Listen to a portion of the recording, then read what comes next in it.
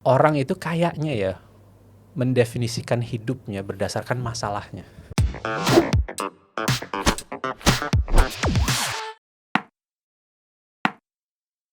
Ketika kita merasakan ketenangan di dalam berkarir, di dalam apapun di hidup kita, itu kita lagi nggak belajar.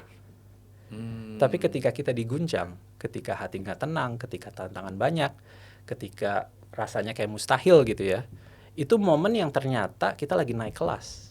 So, when you face difficulties, right? Kita punya pilihan, kita mau komplain atau kita mau bilang, wah, makasih ya Allah, saya ini lagi diundang untuk naik kelas gitu loh. Kayak naik dari kelas 3 SD, naik kelas 4 SD. Kan happy.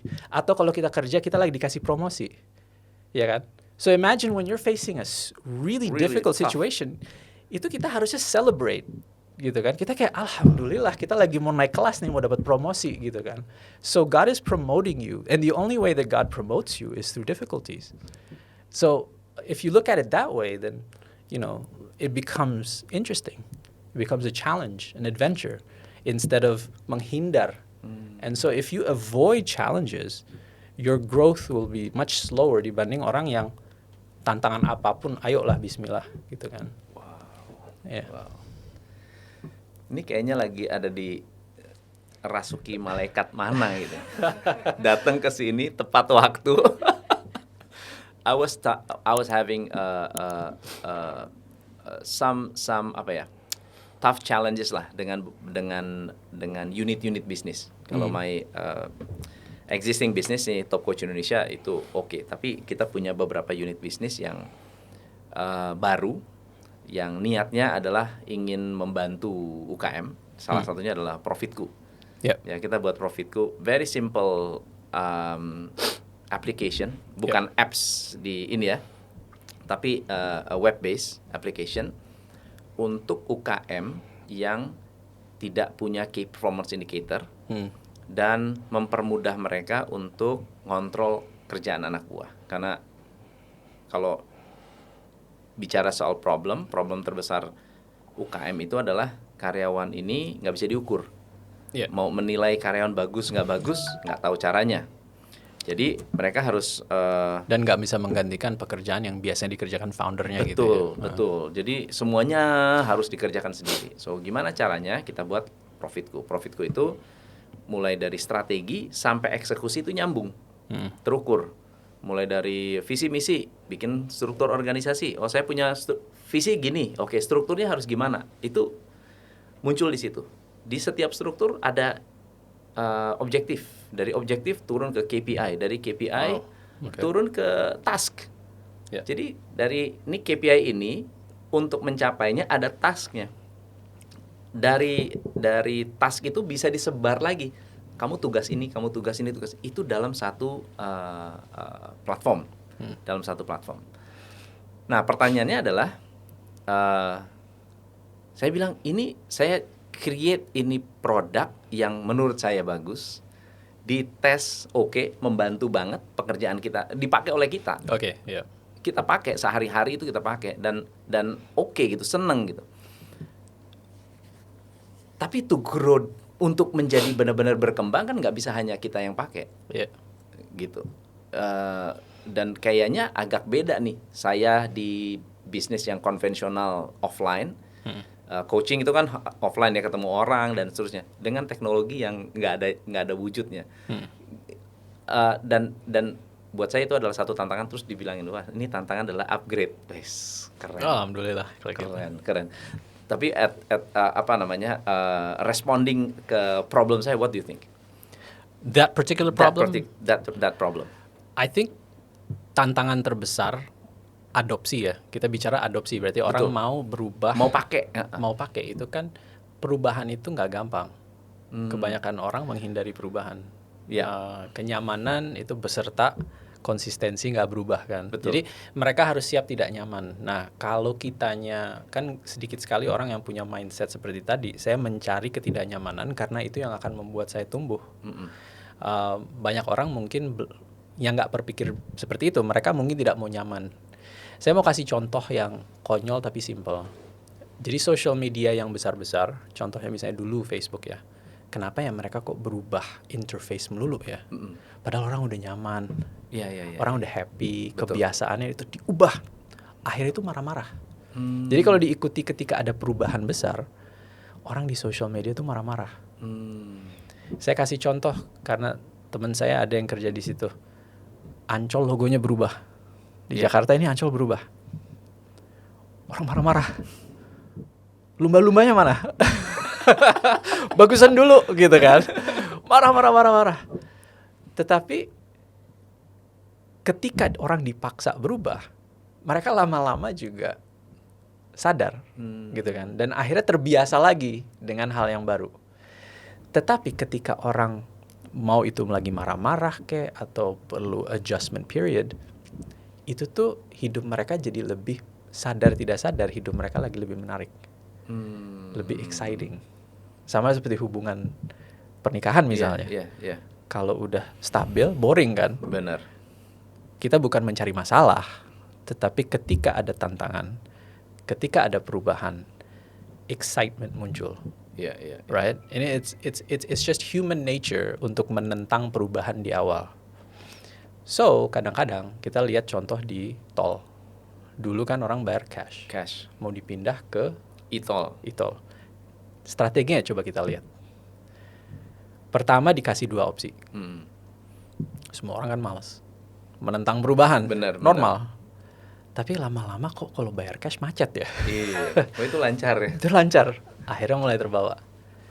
Pada titik tertentu sudah cukup orang yang memiliki ini, di mana orang-orang ini ditantang atau dipaksa. Ada momen tertentu yang mereka udah waktunya dipaksa. Kadang-kadang tuh ada early adopters, ada masa, ada yang laggards.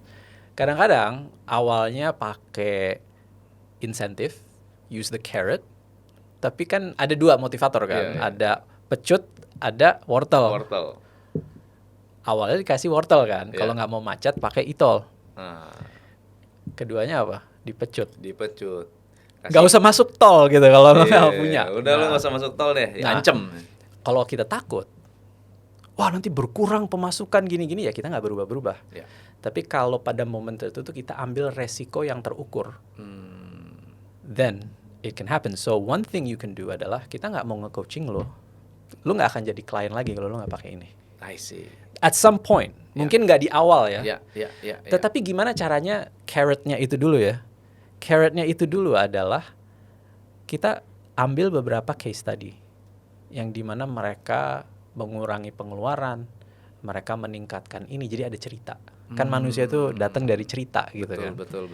So now you have stories. Kayak dulu misalnya setipe, ada yang menikah itu sebuah cerita untuk menginspirasi generasi berikutnya untuk menggunakan ini. Karena apa? Bikin cerita petualangan cintamu atau cerita cintamu lewat kita gitu kan. Ini cerita-cerita cintanya orang. Yuk, you wanna be like them? Same thing. Awalnya carrot. Dan kalau udah sampai 50, 60%, maybe 80%, tergantung risk appetite-nya kita gitu ya. Sisa 20%, kita siap keluarin mereka kalau mereka nggak pakai dalam waktu 3 bulan misalnya. Dan kitanya siap mendukung gitu ya dengan customer service. Oke, kita punya layanan di mana kadang-kadang ya kalau ke teknologi itu, saya melihat kadang-kadang orang tuh nggak bisa, udah ribet gitu kan, diajarin lupa terus apa segala macam. Jadi kita harus mungkin ngirim orang yang akan bantu mereka dalam fase transisi. Bagaimana? Mulai dari siapa? Mulai dari yang terbesar dulu sampai yang paling kecil.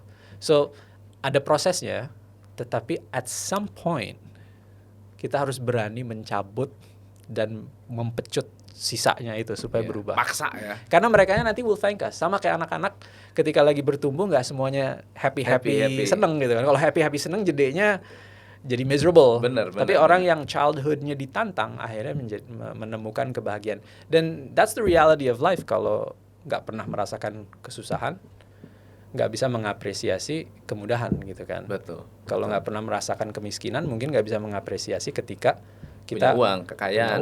Everything will never be enough. Dan you know one really funny thing, I'm not a psychologist, bukan psikolog, tetapi orang itu kayaknya ya mendefinisikan hidupnya berdasarkan masalahnya. They define their life based on problems.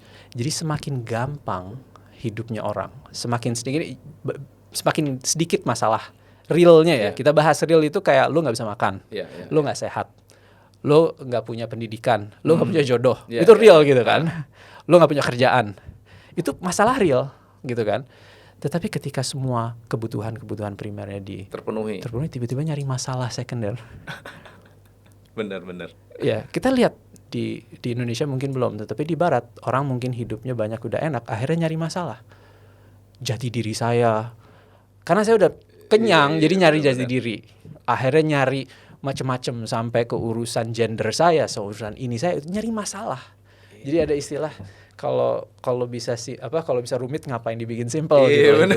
Tapi kenyataannya orang mendefinisikan hidupnya berdasarkan masalah. Jadi terhubung dengan ini, cari masalah yang narasinya keren, cari masalah yang worth it, cari masalah yang membangun legacy atau cerita hidup kita gitu kan. Jangan nyari masalah yang konyol aja gitu kan. So for me, it's okay to challenge yourself, dan salah satunya saya mau membuat cerita yang keren. Saya mau meninggalkan cerita buat minimal buat anak-anak saya atau keluarga saya supaya mereka terinspirasi. Udah itu aja. Bisa jadiin buku gitu ya. Iya, dan semua orang punya buku. Kadang-kadang bukunya dipublish di dunia, kadang-kadang hanya di akhirat gitu kan. Tapi ada bukunya, dicatat semua gitu perjalanan kita. Keren. So what's the future of education, do you think? Atau what should be? It starts with itu mulai dengan kebutuhan industri, dan industri yang berkembang industri apa? Teknologi online. Yang berkembang selalu industri teknologi, tetapi teknologi yang berkembang sekarang adalah teknologi online. Yeah. Jadi kita lihat pola aja deh. Kita mulai dengan ilmu ya. Ilmu mulai bisa ditukar kan dengan menulis. Betul. Awalnya oral, tapi oral kan terbatas. Kalau tertulis itu kan bisa dibaca kapan saja. Jadi kapan dulu orang zaman Sumeria belajar menulis dan membaca? Di abad 15 printing press diciptakan. Jadi buku lebih banyak. Jadi waktu House of Wisdom di Baghdad misalnya, itu tuh semua harus di copy tangan. Tapi Renaissance itu sudah ada printing press. Itu jadi ada letupan istilahnya ketika pendidikan atau akses ke ilmu itu ditingkatkan, ada letupan. Di abad 20 ada letupan lagi gitu kan. Books just became everywhere, libraries everywhere. Orang berilmu pada berkumpul di kampus. Kalau kita ke kampus, kita bisa dapat ilmunya. Competitive advantage-nya adalah datang ke kampus, berinteraksi dengan orang-orang pintar, kitanya jadi otomatis pintar. Tapi formulanya itu kan, kita berinteraksi dengan orang pintar, kita punya akses ke ilmu dan berinteraksi dengan orang-orang. Jadi suasananya itu, dan kita akhirnya jadi pintar secara otomatis. Mungkin kadang-kadang secara osmosis juga. Tapi di 10, 20, 30 tahun terakhir mungkin ya, kalau kita lihat sampai tahun 90-an, itu mulai ada revolusi informasi online. Letupannya ini, kalau kita ngelihatnya sekarang, terutama buat anak-anak muda yang lahirnya setelah internet sudah ada, ini kan menjadi normal. Betul. Saya kebetulan beruntung hidup atau berkarir sebelum dan sesudah. Jadi melihat ya perubahan ya. Ya, dan saya pecinta sejarah, jadi konteksnya history, peradaban. Saya pernah ambil orang lain pada keluar malam mingguan, saya ikut kursus peradaban gitu kan. Which is kind of funny. Tetapi it taught me a lot of things, and akhirnya punya konteks. Ini we are in an inflection point yang sangat-sangat gila sebenarnya, spektakuler, yang benar kalau dipikir-pikir it blows your mind, karena dengan letupan-letupan itu aja peradaban tuh berubah. Tetapi sekarang itu perubahannya itu udah sangat-sangat cepat. Artinya kalau kita suruh prediksi berapa tahun ke depan aja udah nggak tahu. We do not know what industries will show up. Disrupsi apa lagi untuk industri-industri. Yang kita tahu apa? Masalah manusia, kebutuhan manusia nggak berubah. Pada dasarnya, kita akan selalu butuh makan, kita selalu butuh kesehatan, pendidikan. Untuk mendapatkan itu semua kita butuh karya yang value exchange supaya itu terjadi. Lepas dari banyak detail-detail dan lain-lainnya kan. Jadi kita fokus pada hal yang nggak berubah dulu. Ya. Jadi kita harus fokus pada pemahaman kebutuhan dulu, bahwa ini semua eksis karena kebutuhan. Kedua, ketika kita bicara tentang skills, tadi kan formulanya itu kualitas profesional atau value yang kita tawarkan itu skills ditambah pengalaman dikali oleh passion. 1 plus passion. Skills-nya ini yang mau kita fokuskan. Skills itu ada 2 tipe. Skills ada yang technical skills atau hard skills. Hard skills. Menggambar, coding, hal yang bisa diaplikasikan ke satu area aja gitu kan. Ada skill tipe kedua yaitu soft skills, yaitu skill atau life skills, skills yang bisa diterapkan ke seluruh aspek hidup kita. Jadi membuat keputusan, komunikasi, berpikir kritis, proaktif, gitu kan. Semua hal-hal ini yang ya komunikasi dibutuhkan di kantor sama di rumah. Betul. Dibutuhkan saat kita bekerja dan santai-santai. Benar, komunikasi, menyampaikan ide. Keluar ke dalam, ke diri sendiri juga perlu komunikasi, betul komunikasi, banget. Ya kan? Growth mindset. Nggak melimitasi diri kita. Banyak kadang-kadang kalau kita perhatiin kata-kata orang, kita bisa tahu mereka menjadi their worst enemy atau enggak. Saya kan nggak begini, saya nggak bisa gitu kan. Padahal saya belum. Meskipun saya belum bisa, tapi paling tidak Someday membuka peluang dapat, gitu kan bahwa bisa. Itu kata-kata yang keluar dari cara berpikir dan itu jadi manifestasi. Kembali ke niat tadi. Ketika ibadah ya niatnya apa gitu kan. Nah, so you have these skills. Kira-kira antara technical skills sama soft skills, kira-kira mana yang lebih penting untuk mengantisipasi masa depan? Soft skills. Soft skills. Dan sekarang kalau kita lihat beratnya di mana kalau kita bicara tentang training, sekolah, yang di bertitik ini mulai ada perubahan. Jadi ada mungkin revolusi dalam waktu dekat gitu ya. Dan selama ini juga ada banyak perubahan, tetapi mungkin kurang cepat. Betul. Nggak mengikuti perubahan pendidikan itu, kurang mengikuti perubahan industri. Tetapi ada. Tapi yang perlu dipercepat itu berarti revolusi sekolah seperti apa? Dari kecil diajarkan soft skills. Soft skills. Technical skills-nya nanti pas udah mateng, dia udah bijak, dia bisa bikin keputusan, dia bisa menyelesaikan masalah, dia komunikasinya bagus, dia bisa menyampaikan ide, dia proaktif.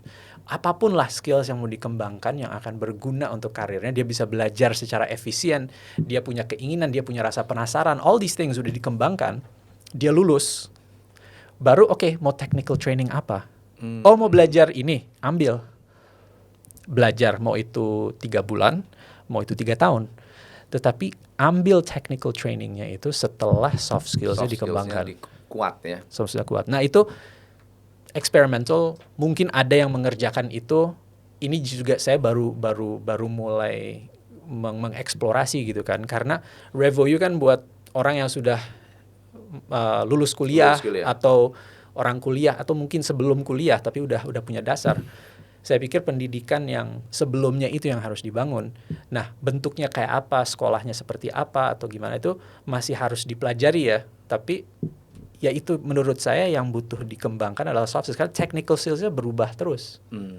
Misalnya kita punya rasa penasaran yang nggak berhenti-berhenti gitu ya. Doesn't stop. Kita penasaran with everything. We always ask why, we question everything, and we want to learn something. Ya kalau mau belajar, deadline-nya kemarin gitu misalnya. Dia lebih siap nggak menghadapi masa depan dibanding orang yang nunggu diajarin. Saya nunggu nanti ada kelasnya, gitu kan? Ya siapa yang menang? Ya orang yang deadline-nya selalu kemarin. Jadi, tapi membangun itu kan nggak gampang. It's easier to teach someone technical skills dibanding teaching someone to be proactive, teaching someone to be curious. And how about artificial intelligence yang bisa mempermudah pekerjaan dan juga sekaligus membuat orang yang memang nggak mau kerja bisa semakin malas gitu. Nah ini menarik. Jadi mungkin lupa berapa tahun yang lalu saya lihat dokumenter yang menemukan sesuatu yang menarik di Silicon Valley. Jumlah atau penjualan bunker. Bunker itu bunker itu buat menyelamatkan diri ketika ada nuklir penjualan bunker tuh meningkat tinggi 10 tahun terakhir. Terus dia bikin dokumenter menanya kenapa ya. Akhirnya dia pelajarin. Bunkernya dibeli oleh siapa? Dan itu ada yang basic, ada yang premium. Masalah gitu? ya udah ada industrinya, ada industri bunker. Wow, ini kan menakutkan gitu kan. What's happening?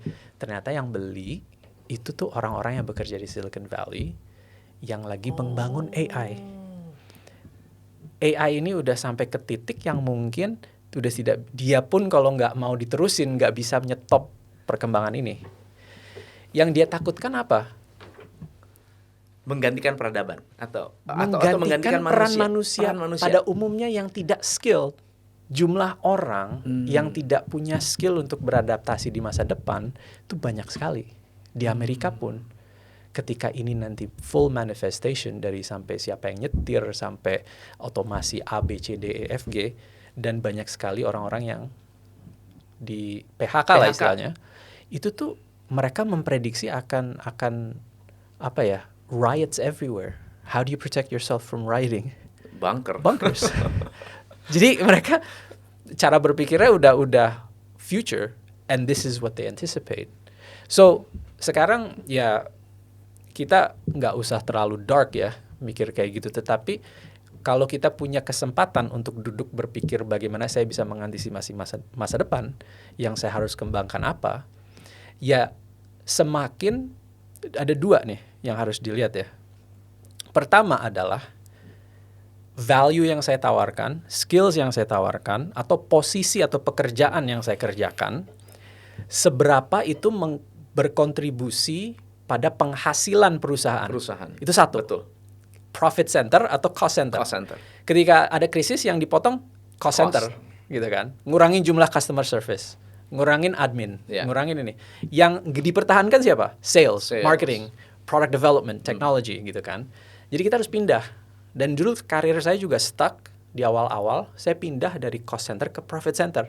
Jadi satu. Jadi nomor satu adalah apakah kita sedang menciptakan value buat perusahaan. Kedua adalah seberapa gampang pekerjaan kita bisa digantikan orang lain atau even AI. Komputer. Ya, software, hardware, apapun. Those are the two things you have to ask. Dan semakin pekerjaan kita itu mendukung percepatan perusahaan, perkembangan perusahaan, dan kedua semakin tidak tergantikan, semakin aman. Semakin bagus. Kalau kita cari keamanan ya. Kalau cari progress, itu kan negatif ya. Kita mau aman. Kalau kita mau progress, ya itu dua itu juga sama. I see. How do we contribute to value creation and how irreplaceable we are in the future. How accessible is AI untuk UKM, untuk perusahaan-perusahaan kecil? Nah ini saya kadang-kadang nggak suka bicara tentang AI karena saya bukan pakar di AI-nya ya. Tapi kita bahas teknologi secara umum kan ya. Teknologi secara kita umum. bahas teknologi. Teknologi itu stacking. Uber, Grab, Gojek nggak akan ada kalau Google Maps tidak ada. Ya kan? So it's always stacking. Jadi ketika kita bicara UMKM, teknologi apa yang gratis? Atau teknologi apa yang saya cuma bisa bayar bulanan aja, yang bisa menjalankan semua kebutuhan-kebutuhan saya sebelum saya membangun teknologi itu untuk diri saya. Jadi Revoyu pun juga di awal dan sampai sekarang pun nggak punya proprietary teknologi sendiri. Kita pakai teknologi yang sudah ada aja dulu. Iya, saat momen dibutuhkan, saat teknologi yang ada sudah tidak ada, baru kita mengembangkan teknologi kita sendiri. Karena tech itu again it's tax, ya kan? Teknologi yang paling keren pun di belakangnya ada teknologi yang dibangun sebelumnya. Internet nggak akan ada kalau kabel-kabel dan satelitnya tidak ada, gitu kan? So we have to understand that technology stacks itu apapun AI ke depan, AI mungkin menjadi accessible, AI mungkin jadi murah, AI mungkin menjadi sebuah solusi yang membuat pekerjaan kitanya yang harus paham. Will this solve my problem? Will this save me money or will this make me money? Apakah AI atau teknologi ini akan mengurangi pengeluaran saya atau ini akan meningkatkan produktivitas atau revenue saya gitu kan? Wow. Very good. Mantap. Dan ini menjawab banyak kekhawatiran, keraguan dari orang-orang yang bilang, wah pekerjaan saya bakal digantikan nih kalau ada teknologi. So kalau mereka mau atau bersedia untuk berubah, mau menambah soft skill, mau menambah hard skill, dan mereka tahu konsep value itu, pertukaran value, sebetulnya aman-aman aja sih. Yeah. Orang akan selama dia berkembang juga, karena udah pasti semakin banyak problem yang bisa dia solve, semakin mahal harga dia, semakin mahal dia akan orang akan dihargai, gitu. Dihargai mungkin benar. Ya, dihargai, lu lebih mahal nih, siap untuk dibayar lebih mahal. Wow, Revoyu itu startup. Kita bicara definisi startup dulu ya, karena kadang-kadang kita menggunakan kata buzzword yang kita nggak paham dibaliknya ya, orang-orang pada umumnya gitu ngelihat startup itu apa. Padahal startup ya, itu bisnis apapun itu startup. Top Coach Indonesia 20 tahun yang lalu itu startup. Ya. Meskipun bukan teknologi kan. Betul. So we have to understand that it's a beginning of a business, is startup. Awalnya sebuah bisnis. Nah, yang banyak dijuluki startup sekarang adalah teknologi. Startup teknologi. Kalau kita sekarang, kalau saya ngelihatnya ya, education startup. Right. Jadi, tetapi kita belum mengembangkan teknologi sendiri. Okay. Jadi kalau definisinya mau baku banget ya, baku dalam arti apakah kita teknologi, educational technology pada sesungguhnya kita membangun teknologi yang ini belum. But if you define technology as a way to more efficiently and effectively do things, akhirnya teknologi sebagai definisi, teknologi itu hadir untuk membantu kita mencapai tujuan kita dengan lebih efisien dan efektif. Atau orang belajar lebih mudah dengan lebih cepat gitu. Maka dari itu definisinya iya. Karena kita lagi membuat proses masuk atau pindah karir ke dunia teknologi dengan lebih efisien, lebih efektif. Teknologi kita adalah dengan cara kita mengajar, cara kalian belajar. Dan teknologi yang kita gunakan, tech stack-nya itu yang sudah ada. Kedepannya mungkin akan ada teknologi-teknologi yang kita kembangkan. Tetapi itu setelah ditemukan pola. So to answer your question is complex, but I would say yes for simplicity. But di balik itu, we're not necessarily focused on the technology yet. We're focused more on the education part first. Dan nanti ketika pola pendidikan sudah ditemukan, baru teknologinya dibangun. Kalau belum ada untuk mengakomodasi kebutuhan education ini. Keren. Karyawannya berapa? Revoyu? Udah ratusan. Iya. Membernya juga ada ribuannya kali ya? Udah ribuan tiap kali ada kelas baru. Tiap bulan ada ribuan masuk. Oke. So kalau berbicara bisnis edukasi, ini mirip dengan saya ya. Kalau saya fokusnya kan ke bisnis, ini fokusnya ke teknologi ya. Ya, masuk ke industri teknologi. Teknologi. Kalau bisnis seperti edukasi begitu, scalingnya apa yang dilakukan to scale the business? Education is hard to scale sebenarnya. Karena kita tadi bicara tentang pendidikan di masa depan. Faktor terpenting pendidikan guru yang paling penting di hidup kita siapa? Ya, diri kita sendiri sebenarnya ya. Yang kedua, who brought us into this world? Orang tua ya. Exactly. And so one of the things that we can do is pass it on. Jadi kalau kita sadar masa depan ini semakin nggak menentu, cara mempersiapkan anak gimana? Memaksa dia untuk kuliah, memaksa dia untuk masuk sekolah, untuk melakukan A, B sesuai dengan apa yang kita pahami dulu. Atau kita dari kecil memberikan dia kapasitas untuk membuat keputusan. Di rumah itu mereka ditanya, menurut kamu apa? Benar. Oke, malam ini kita mau makan malam, terserah kamu. Mau makan apa? Terus setelah dia pilih, mau makan apa? Kenapa? Gitu kan. Misalnya kita, nanti malam kita mau makan. Kita bisa latihan dengan hal yang konyol. Nanti malam mau makan apa? Terus ditanya kenapa? Kan alasan banyak. Saya lagi mau ngurusin badan, saya lagi mau naikin berat badan, saya lagi mau sehat, saya lagi kurang enak nih, mungkin puasa deh besok gitu kan. Ada juga saya lagi stres banget, lagi pingin makan enak aja gitu kan. Bisa aja. Yang penting punya alasan. Nah itu kan melatih. Nah kalau anak dari umur muda sampai ke teenager, selalu dirasa dia kurang dia belum siap. Opininya nggak penting, nggak didengar, nggak pernah disuruh membuat keputusan yang sehari-hari. Terus tiba-tiba harus milih jurusan, siap nggak? Itu kayak, oke Pak, besok berkompetisi di Olimpiade, belum latihan. Itu kan udah penting keputusannya. Tetapi kalau dibiasakan membuat keputusan sehari-hari, tiba-tiba momen besar tiba, mungkin dia nervous, mungkin dia takut, tetapi dia sudah punya proses.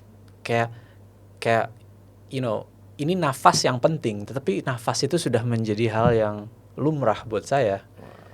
Susah, bukan gampang, tapi dia lebih siap.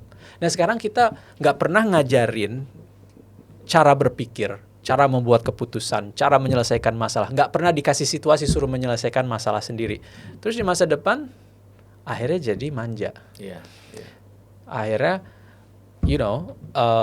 banyak anak-anak muda yang kita sebagai orang-orang tuanya gitu ya, melihat anak muda zaman sekarang. Kapan sih orang tua nggak pernah ngomong kayak gitu?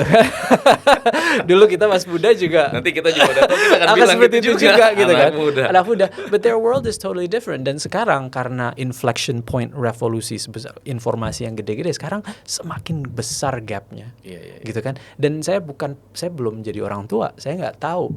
Tetapi saya cuma observasi dari luar aja, dan ya yang perlu ditingkat, ya intinya gini, kalau dia bolos kelas 1 hari untuk diajak mendapatkan pengalaman yang berharga, apapun itu ya, worth it nggak? Ada orang tua nggak boleh bolos. Tapi kalau mikir jangka panjang, saya nggak inget tiap kelas dulu waktu kecil. I don't remember everything, tapi there's this one moment in my life that changed the way I see the world. Dan kadang-kadang itu momen-momen yang konyol gitu kan. Dan buat saya salah satu momen itu waktu saya umur 28-29. Saya itu orang yang cukup straight ya. Jadi kalau tiap lebaran pulang. Dulu tinggal di Australia, lebaran pulang, akhir tahun pulang untuk ngumpul sama keluarga. Sisanya kerja gitu kan. Kakak saya baru melahirkan anak-anaknya, twins. Dan saya baru cuman ketemu 1-2 hari terus harus balik ke Australia. Jadi nggak melihat mereka lagi berkembang. Jadi 6 bulan setelah itu saya diundang ke ulang tahun teman. Ulang tahun teman ini aneh. Dia mengundang kita, teman-temannya dia, naik kapal untuk 1 weekend. Dan berlayar di sungai. Jadi we were just on a boat di satu sungai. Dan ya gimana ya, kalau kita di alam, kita stuck, ya kita akhirnya jadi merenung gitu kan. Ini kok aneh, kok bisa dia kepikiran. Terus pas ditanya, logikanya jauh. Kenapa-kenapanya. Akhirnya on the way home, that Sunday, mikir aja terus. Seninnya, saya akhirnya paham, dia punya tujuan, dia cari cara kreatif atau strategi yang kreatif, dia berani eksekusi. Senin itu lagi ngantor, lagi bosan ya, bukan main. Terus maksudnya kerjaan tuh udah beres, saya punya liburan banyak, nggak ada yang urgent. Senin itu, what did I want? Kangen keponakan, kepingin ketemu, pingin hangout sama mereka. Mereka di Indonesia, saya di Australia. Akhirnya Senin itu booking tiket, apply leave untuk 2 minggu. Kamisnya terbang, nggak ngasih tau orang tua, tiba-tiba muncul aja di depan pintu. It shocked them like crazy. Tapi for me it was like fun gitu kan. Wow, hidup ini itu hal konyol ya. Itu hal nggak penting banget gitu kan. Tetapi setelah itu selalu spontanitasnya terbangun. Nah itu kan satu momen yang nggak bisa diprediksi, yang nggak bisa di-planning. Nah bayangin weekend itu, saya ada deadline kerja. Oh nggak bisa. Saya harus menyelesaikan ini. Padahal yang nggak penting-penting amat biasanya kan. Kalau ketinggalan ya udah apa sih, pecat, ya udah find another job, whatever. And I decided not to hang out that weekend with my friends. Mungkin momen itu tidak ada, maybe my path would have been so much different, gitu kan. So never underestimate small moments dan bagaimana itu bisa mengubah kita, tetapi juga bisa mengubah anak-anak muda ke depannya. Yeah. Jadi tujuan kita apa? Menciptakan momen-momen yang berkesan. Menciptakan momen-momen di mana mereka disuruh berpikir, disuruh berimajinasi, disuruh membuat keputusan. Like imagine if our job as parents bukan untuk ngasih tahu kamu harus A, B, C, D, E, tapi yuk kita coba sesuatu. Menurut kamu what happened? What do you think? Gitu kan. Saya punya keponakan. Kemarin 2 twins itu udah gede sekarang. Umurnya udah 14. Ini ketahuan umur ya. So mereka datang liburan, mereka kan nggak di Jakarta. Jadi datang liburan 2 bulan. Terus ya udah hangout sama keponakan saya. Udah umur 14.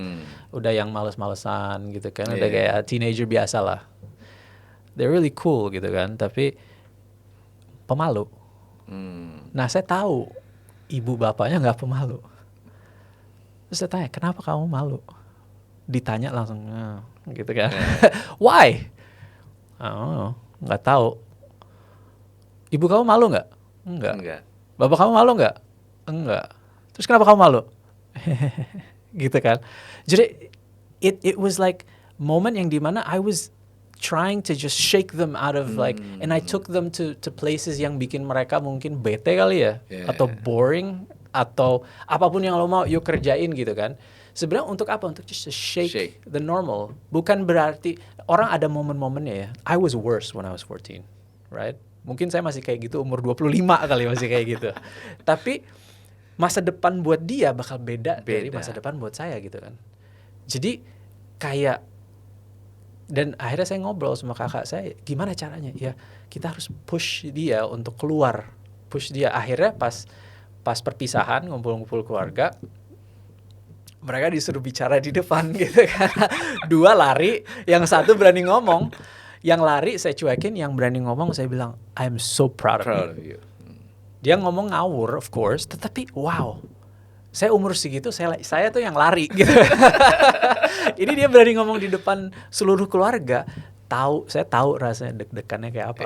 I'm so proud of you. And nggak berhenti memuji dia bahwa dia berani. Bukan apa-apa, karena saya 7 tahun yang lalu saya nggak bisa bicara di depan publik. Saya nggak bisa duduk di sini dan ngobrol. Dan nggak pernah kepikiran dan nggak pernah mau. Tetapi karena setipe, terpaksa kan.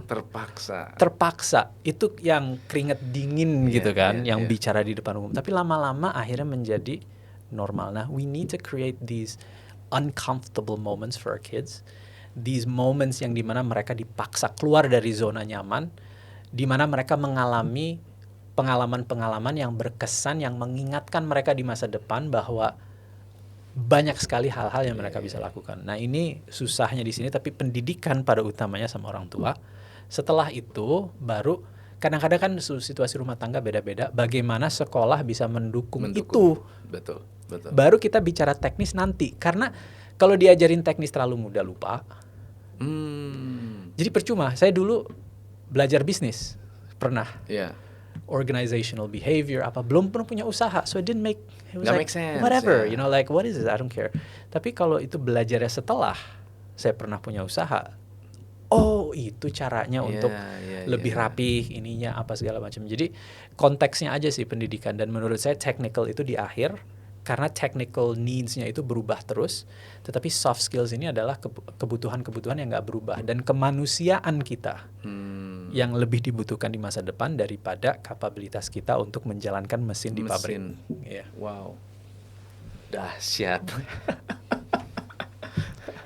Wow, keren ya. Razi, ada apa kira-kira nasihat Razi untuk let's say perusahaan seperti kita nih, Top Coach Indonesia, yang basically kita membantu UKM dan ya kita punya pembelajaran untuk para pengusaha ya, kecil-kecil, pengusaha kecil, pengusaha menengah, untuk bisa kita make bigger impact. Oke. Yang pertama selalu niat. I always start with niatnya apa. Kalau niatnya tulus, insya Allah sisanya akan berkembang. Mau sengawur apapun biasanya orang sukses gitu. Karena orang, ini kok orang bisa sukses ya? Ya mungkin karena niat dia tulus. Tapi kedua, kalau niat kita udah tulus, kedua adalah untuk selalu kita gunakan logika ya. Kita selalu punya rencana, asumsi atau hipotesa atas apa yang bisa kita lakukan untuk mereka. Tapi setelah kita jalanin, kita menemukan pola misalnya. Nah, pola itu kita repeatable apa tidak? Ketika repeatable, baru kita ini repeatable untuk siapa? Ini kayaknya udah dilakukan kan ya di Top Coach Indonesia. Oke, setelah proses itu kita harus memahami konteks teknologi itu tadi kan. Teknologi tadi itu untuk mencapai suatu tujuan dengan lebih efektif dan efisien. Nah, sekarang masalah terbesar yang ada pada founder-founder bisnis di Indonesia apa? Mereka mungkin punya keahlian, punya skill, punya visi yang bagus. Tetapi banyak sekali pengusaha-pengusaha kita itu yang tidak memiliki seluruh aspek yang dibutuhkan. Dari mungkin legal, finance, accounting, sampai ke operasional, customer service, sampai ke marketing misalnya, dan teknologi. Jadi, if you were to, I think you've already done this. Pertama adalah memahami masalahnya, yaitu you're plugging holes, ya kan? Right. Tetapi the more efficiently and effectively that you plug those holes with technology, the faster the growth. Karena yang tadinya mungkin bantuin bisnis yang pertama butuh 3 bulan. Betul. Dengan proses yang sudah, oh ternyata, saya kasih 2 contoh nih. Ketika Stipe itu kan orang harus jawab pertanyaan, kepribadiannya dilaporkan ke dia, habis itu baru dijodohkan. Awalnya itu 140 pertanyaan. Setelah 140 itu, akhirnya kita kan punya data nih. Udah ada 100.000 pengguna, mereka jawab 140 pertanyaan, habis itu kita punya teori. Bagaimana kalau ada 40 yang menurut psikolog, kita coba yuk. Kan kalau kita kurangin dari 140 ke 100 takutnya, atau ke 90 kita kurangi 50 pertanyaan, kan takutnya is it gonna work, apa. Tapi kita ngobrol sama psikolog, menurut lo kira-kira mana yang bisa dikurangin? Oke, ada 50 pertanyaan kita kurangin. Kita jalanin algoritmanya buat orang yang sama, dengan data yang sama, tapi yang satu diproses berdasarkan 140 pertanyaan, yang satu lagi diproses berdasarkan 90 pertanyaan. Ternyata hasilnya sama. Oh ya udah, ngapain nanyain 140 pertanyaan? Right? Di RevoU sendiri, batch pertama hanya 11 students. Batch kedua, kalau tidak lebih efisien dan efektif ngajarnya, kalau tidak ada ide-ide baru yang bisa diterapkan, kita udah gagal. Dan every batch, tantangan fakultasnya adalah bagaimana kita mengidentifikasi masalah dan kita solve, dan bagaimana itu bisa di-solve dengan lebih efisien efektif. Jadi 2 itu. So it's like design thinking, it's like constant improvement. It's like kita mencoba, habis itu kita evaluasi mana yang bisa dieliminasi, mana masalah yang muncul yang harus diselesaikan, dan ketiga, masalah yang sudah di-solve, bagaimana bisa di-solve dengan lebih efisien dan efektif lewat teknologi, lewat otomasi, lewat apapun lah solusinya.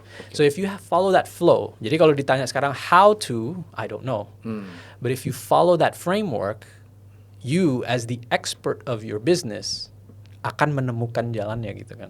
I see. Ya. RevoU sampai sekarang sudah berapa students yang mengikuti? Udah ribuan.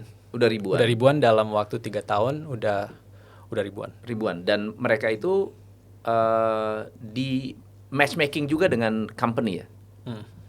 Misalnya ada perusahaan yang membutuhkan here's the thing. Juga. Is it possible? Here's the thing. Kalau anak kecil disuapin terus, akhirnya seumur hidup nggak mandiri. Betul. So there's a point where we learn di mana nggak bisa di matchmaking. Mereka harus berjuang. Tetapi kalau kita misalnya mencari dari bisa kita bantu. Bisa nggak sih? Artinya gini, ini udah biasa kalau misalnya orang udah cemerlang, artinya guru-guru mereka siapa? Instruktur mereka adalah orang-orang yang seperti mereka, tapi mereka udah berapa tahun di depan mereka. Betul. Mereka kadang-kadang menjadi manajer. Dan nggak jarang tuh ketika ada student yang selalu nanya di kelas, caper lah istilahnya. Gurunya akhirnya suka, akhirnya ditawarin pekerjaan. Itu terjadi secara organik. Kita cuman kayak mengumpulkan orang dan berharap hal-hal positif terjadi ketika mereka berinteraksi. Jadi the top students itu udah asik. Karena mereka akan diidentifikasi oleh guru-guru mereka. Kalau perusahaan-perusahaan datang ke kita dan minta untuk melihat student kita tahu mana yang terbaik. Dan nomor satu, RevoU sendiri yang bekerja di RevoU lebih dari setengahnya ya lulusan alumni. Jadi alumni. Ya makanya unfortunately itu diambil kita dulu, baru diambil orang lain. First class-nya, second grade-nya. Second grade-nya baru keluar gitu kan. Nah, prosesnya apa untuk mereka yang belum bisa menunjukkan di kelas itu dan mereka belum bisa mendapat pekerjaan? Karena banyak juga yang mendapat pekerjaan sambil belajar, gitu kan? Atau udah dapat tawaran. Jadi kita misalnya di awal itu taruh di profil LinkedIn kamu bahwa kamu lagi belajar di RevoU. RevoU naik daun, orang memandang itu, ngelihat di profilnya, wah, langsung diajak gitu kan. Nah, tetapi ketika mencari pekerjaan, I wanna ask you, ketika mencari jodoh, ketika mencari pekerjaan, itu lebih gampang ketika kita sudah punya pasangan. Udah punya. I know this is funny. Atau lebih punya pekerjaan. Akan lebih gampang kalau kita nggak desperate. Benar. Kalau kita banyak tawaran, akan jauh lebih pede ketika datang ke secara tersirat aja gitu, secara mental aja. Jadi what we do is kita punya yang namanya labs, yang dimana kita menjadi agency kecil atau memiliki project-project yang real, yang mereka bekerja di situ. Dan kalau ada kliennya yang menggunakan layanan labs ini, mereka juga dapat bagian. Jadi they start making a little bit of money. Mereka praktekkan skill yang mereka bangun itu ke dalam project yang real sambil mereka mencari pekerjaan. Betul. Karena ini reality sebetulnya kenapa saya tanya ini, banyak sekali UKM yang tidak bisa mendapatkan akses orang-orang yang bagus. Dari sisi data analitik, even data analitik kalau digital marketing oke lah ya. Tapi kayak data analitik, product development itu yang benar-benar mengerti, yang bisa yang proper ya. Itu nggak banyak. But here's the thing though, ketika orang baru belajar product management selama 3 bulan, mereka siap nggak untuk menjawab tantangan-tantangan di luar job scope mereka? Kalau di perusahaan yang sudah established, itu mereka hanya fokus pada job spec mereka aja kan? Betul. Tapi di UMKM masalahnya apa? Ya harus multitasking kita disuruh jualan produknya belum bagus. Kita disuruh marketing, tetapi packagingnya hancur. Kita disuruh ini, manajemennya bodong. Kita ini, finance-nya nggak karuan. Kita mau melakukan sesuatu. Marketing itu kan misalnya, atau product management itu kan, kadang-kadang kita dealing with people. Betul. Kita kadang dealing with problems, kompetisi, situasi kondisi yang di luar kontrol kita. Nah, apakah orang yang telah belajar 3 bulan siap untuk menghadapi itu? Wallahu alam. Kebanyakan ketika baru belajar itu mereka siap untuk masuk ke dalam sebuah sistem di mana mereka bisa berkarya in their lane. Nah, UMKM masalahnya lane-nya itu terlalu lebar ya. Semuanya mau. Jadi kadang-kadang kita skill marketing kita udah bagus, tetapi memarketingin produk yang belum siap kan susah. Akhirnya kita harus masuk lagi. Jadi bantuin UMKM tuh ada tantangan tersendiri di mana kita harus lebih berwawasan dan lebih berpengalaman. Banyak juga UMKM yang merasa, wah ini udah mencaplok anak baru lulus sih kayaknya bisa nih, murah, akhirnya mereka jalin. Tapi mereka menjalani kampanye dengan benar, tetapi nggak bisa sukses ketika banyak faktor-faktor di luar kontrol dia yang tidak mendukung. Gitu kecepatannya, produksinya, atau mungkin hal-hal yang nggak dalam kendali mereka ya. Kalau kita bicara tentang teknologi itu hanya ya sama kayak pabrik lah mikirnya ya. Ada bagian yang masih manual. Misalnya ada 5 bagian. 2 dari 5 itu masih manual. Atau 5-5-nya manual lah gitu ya. Tiba-tiba kalau kita mau mengubah semuanya menjadi teknologi ada resiko tinggi kan. Betul. Tetapi let's say bagian QA-nya itu kita bikin otomatis. Oke. Mungkin kita bisa bikin 2 jalur buat produknya keluar. Ini kan produknya semua kita bagi 50 ke sini, 50 ke sini, yang 50 ke sini untuk kestabilan lah. Yang 50 ke sini kita tes dengan baru, kita lihat hasilnya. Sama nggak? Kalau sama, besoknya 100% ke. Boleh dipilih. Nah, kita sekarang punya satu sistem dari 5 proses kita udah disistemisasi lah, atau dioptimasi atau diotomisasi gitu ya. Baru kita fokus on the second, third, fourth, fifth supaya tiba-tiba semuanya udah diotomasi. So you have a qualifier, you have automation. So in here technology tujuannya sama.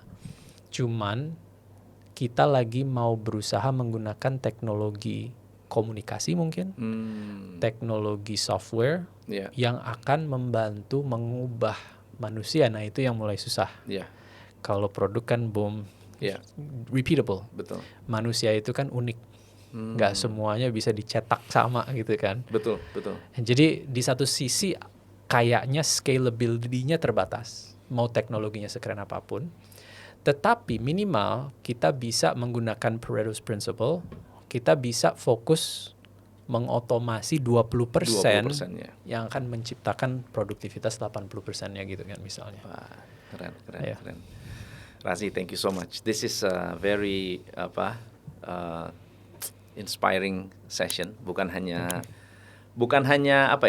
kita berbicara tentang bisnis, pendidikan, tapi juga ada banyak sekali pengingat-pengingat, tamparan-tamparan untuk kita semua tentang kehidupan.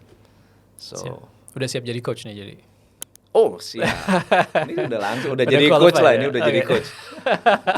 Siap, filosofinya udah filosofi coaching soalnya. Sertifikatnya tolong ya. Langsung mau dipajang di rumah. Razi, thank you so much. My pleasure. Dan Thank you for having me. Hopefully kita bisa in contact ke depannya untuk punya project-project bersama nih. Insyaallah. Banyak hal-hal yang bisa dikerjakan bareng-bareng lah. Siap. Maybe if I have my own podcast, I'll invite you. Thank you so much. Thank you so much. Thank you for inviting me. Thank you teman-teman. Saya Tom MC Ifle. Salam pencerahan. Hanya di Top Coach Indonesia.